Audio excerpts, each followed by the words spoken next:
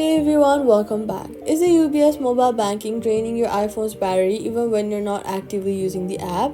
Here are two setting changes that stop the background drain completely. First, go to Settings and then scroll down to find UBS Mobile Banking in the installed app list or just directly search for it. Tap on it and look for background app refresh and turn it off. This stops UBS from continuously syncing your account's data, checking for security events, and refreshing it in the background when you're not using the app, which silently drains your battery throughout the day.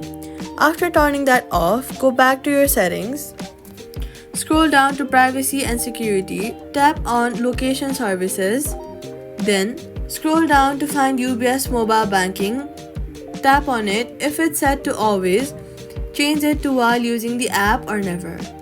A banking app does not need your GPS location continuously, and if it's set to Always, it's using your location in the background all day, which burns through battery.